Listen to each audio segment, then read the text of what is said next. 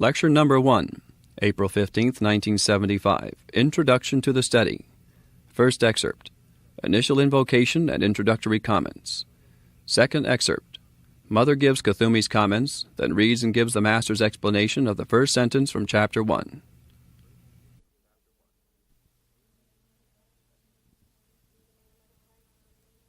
In the name of the Christ, in the name of the Holy Spirit, I call to the heart of the great central sun.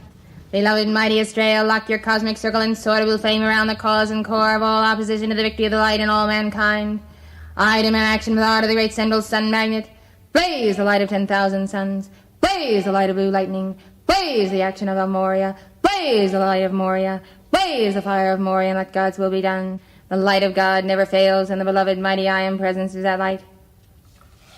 In the name of Almighty God, we consecrate this course to the flame of cosmic Christ illumination, for the exacting in the auras of those who are here of the will of God, of the fire of God, of the wisdom of God, and the purity of God. Let that force now be the action of love that propels mankind to the victory. In the name of Jesus the Christ, I call for that action of the law that will bring all into alignment this day. We will take Chapter 1, the perfecting of the aura.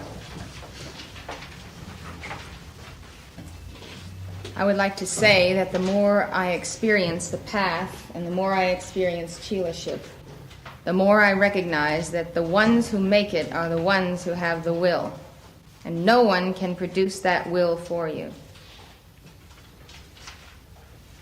The will is the action of the ray and of the light that fills the aura, that clears the aura, that does anything that you want to do. I have the experience of dealing with people who will take and take and take the teaching. They will take the light, they will take the radiation, but there is no action in return. Moria says that action is the highest love. If you can't act for God, don't give me excuses. Over and over again, people will bask in the light of the ascended masters, but when it comes time to show what they're made of, they're not there. They're not ready for the smallest sacrifice of an aspect of the human consciousness to make light count for the masters, to make some action here count, to make their footsteps recording. So when you come to the aura, and you come to the mastery of the aura, as we take up this course, realize that not only this course, but the entire Ascended Master's course is for those who are going to summon the will to do something on their own. And people come here and they think that I am a replacement for their will. If they see me up here, somehow it tells them that everything is right with themselves, because I'm right and I'm okay, and somehow the light I'm carrying is going to carry them home. Or they think the decrees do the work.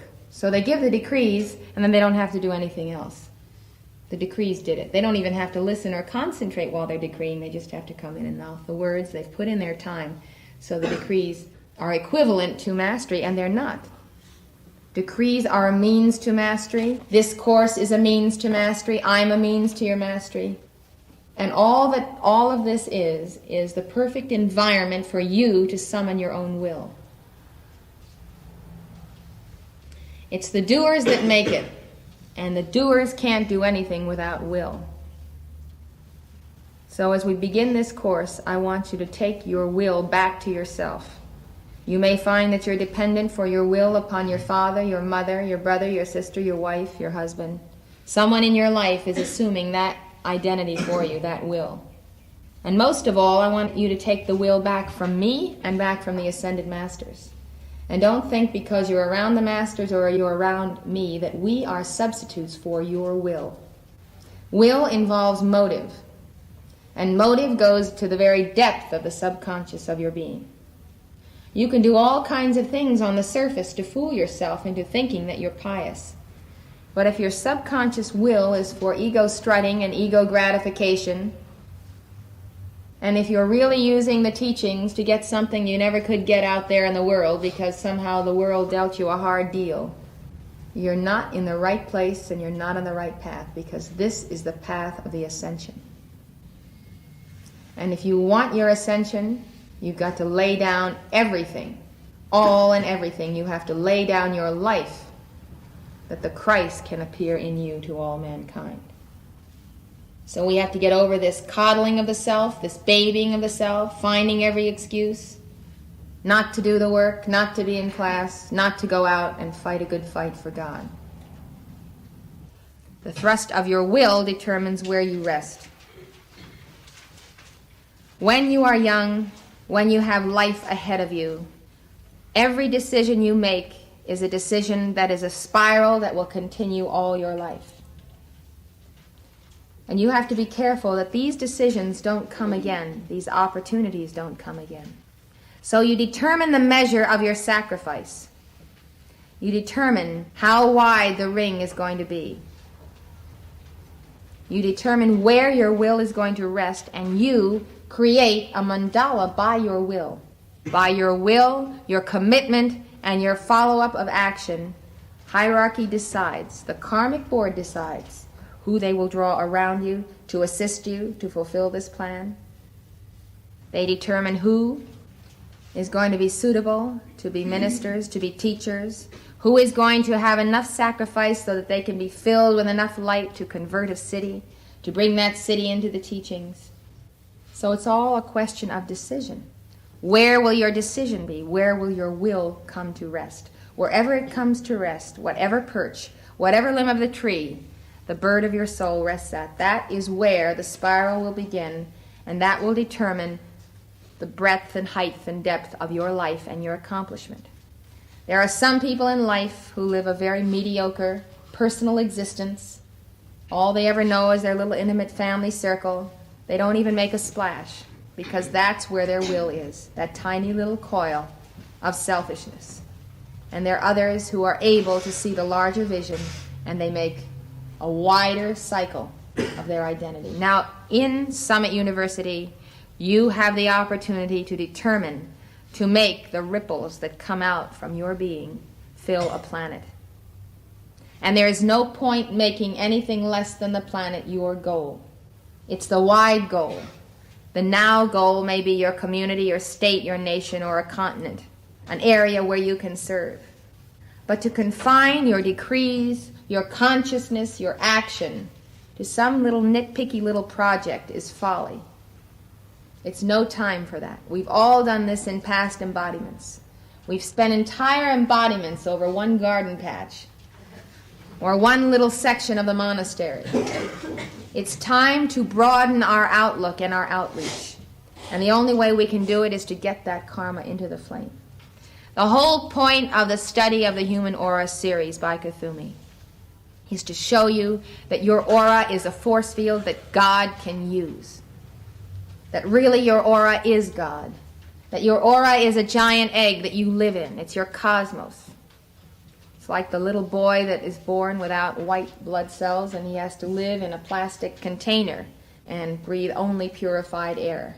That plastic container that he's lived in for 2 years is his aura. It's his field, and that's as far as he will ever go in this life, unless he is healed. And your aura is your receptacle, and unless that aura is clean and sparkling and crystal clear, everything you know and all the sweet talk is not going to count one iota on the cosmic scale.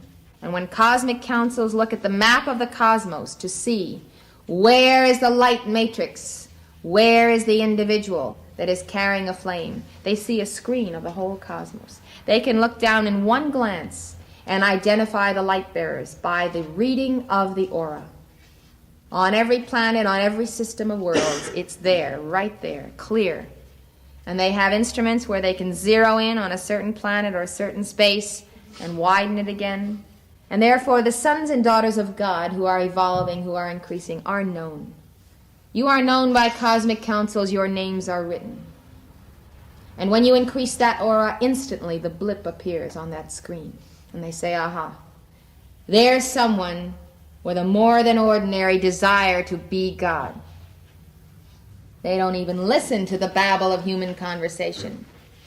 They're not interested in all of that nonsense. They're interested in action, because action is what shows up on the aura. as a definite mark of potential. Everything else shows up on the aura too, but that's all screened out because cosmic councils who are determining the fate of the planet are not interested in anything but those who are actors on the stage of life.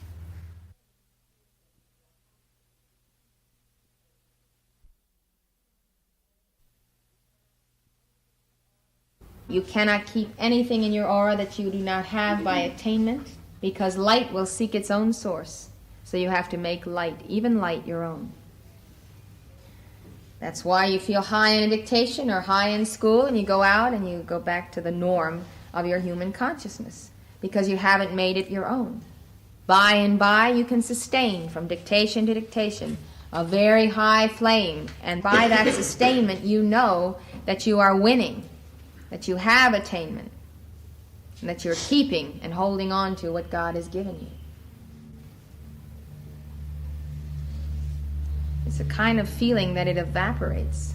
Did you ever have that feeling that the light just evaporated from you? One thing, it's being absorbed by your four lower bodies. Another thing, it's being absorbed by the world. So you have to learn to seal the aura, and the action of the sealing of the aura is very important as we take up this study. The perfecting of the aura can only come by the flame of perfection, which is the flame of God's will. The flame of perfection is also the white light. But perfection is the will of God. And this particular chapter is addressed to all who would see and know and be the truth. You have to see the truth and know the truth in order to be the truth. Unless you make yourself a chela to a guru who sees the truth and knows the truth for you, and you give absolute obedience to that guru until the hour when by your obedience you earn the right to see and know. You can be the truth right now by simply accepting a directive from me to affirm, I am that I am. You may not see that I am that I am. You may not see that you are the I am that I am as I see you in your blazing glory. You may not know it, but because you accept me as the teacher or as the teacher's representative, you can be the truth. This is why obedience has figured so importantly on the path of attainment all through the centuries. People have gotten themselves so mixed up with their carnal minds, with the blocking of their chakras, with the covering over of the all-seeing eye, that even when they desire to be the truth, they have a karma of having to carry their blindness and their ignorance for a time. And the way to balance that karma is to get a teacher and obey that teacher and serve that teacher, and by being with that teacher, the scales of blindness, the weight of ignorance is dissolved, falls from you, and you awaken one day in the likeness of God, and you are the living truth. It can happen rather quickly in terms of the thousands of years that we have been engulfed in the human consciousness. And quickly is a lifetime, quickly is a decade. By your taking this torch of the fire of action today, you can make the next decade be the time when you move from darkness to light, almost in a total sense. So much light can be yours in a decade, in a year, in 12 weeks. So I trust that the thrust of this energy, together with that of Moria in his pearls, the very presence of Moria in our midst, will give you a new sense of coming into alignment with God power and God victory. As we commence these auric studies, let it be understood that the combined manifestation of body, soul, and mind creates around the spinal column and the medulla oblongata those emanations called by some the human aura, and by others the magnetic force field of the body of man. Body, soul, mind. An awful lot goes into the matrix of your aura. The body itself has an emanation. If it is unhealthy, impure, or fatigued, that will continue to muddy your aura, and what we call your health aura will not be clear. You can be drained of vitality. Your soul is who you really are. If you look at a picture of yourself anywhere from age 2 to 5, you will see a picture of your soul. You will see your soul looking through your form in your eyes. You may see purity and you may see impurity, but you will look at what you came with, and you will make your decision on how to change and perfect.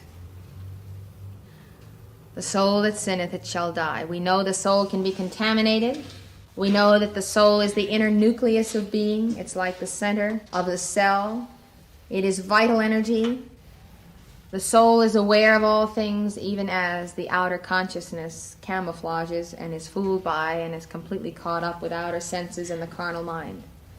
The soul is not fooled, but the soul may be rebellious. We speak of rebellious souls. We speak of souls in all types of human conditions, because the soul is that element which has the free will to either become the Christ or to not become the Christ. The soul uses the 4 lower bodies as the vehicle. If the 4 lower bodies are running away with the show, it's because the soul has allowed it.